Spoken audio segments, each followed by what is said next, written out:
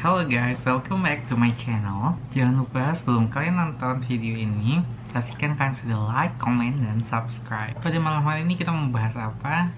Kita mau bahas tentang penggunaan rasional antibiotik pada pasien batuk pilek.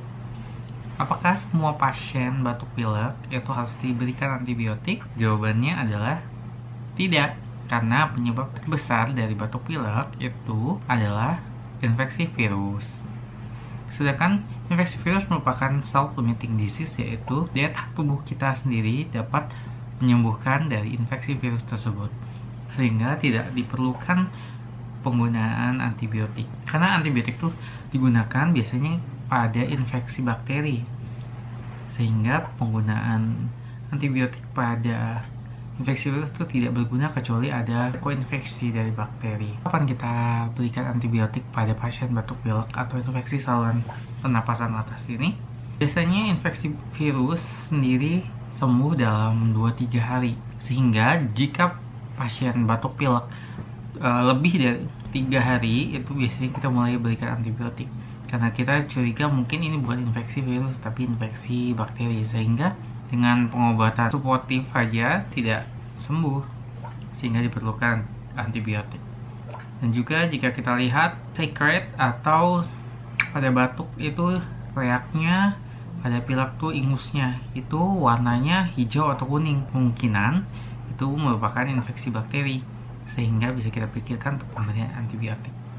Aku juga ada dapat pertanyaan, apakah makanan pengawet itu dapat meningkatkan resiko hipertensi? Jawabannya adalah jika makanan pengawet itu mengandung natrium, klorida atau NaCl atau garam, hal itu harus diketahui kalau garam itu dia meretensi atau menahan cairan di dalam tubuh. Hal ini akan menyebabkan meningkatnya tensi darah kita atau meningkatnya resiko darah tinggi. Tidak hanya makanan kemasan atau makanan yang berpengawet seperti makanan kalengan atau daging-daging kemasan gitu yang bisa menyebabkan resiko hipertensi.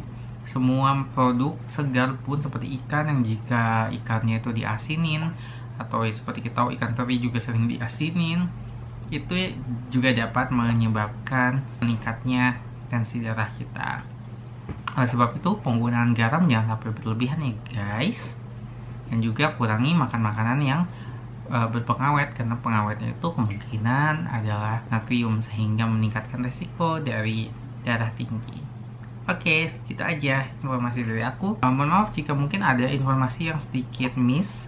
Jika kalian ada pertanyaan seputar kesehatan, jangan lupa kalian komen, mungkin aku akan buat videonya. Dan jika mungkin pertanyaannya banyak, aku akan buat videonya secara random. Oke, thanks for watching guys, and I'll see you on my next video. Bye.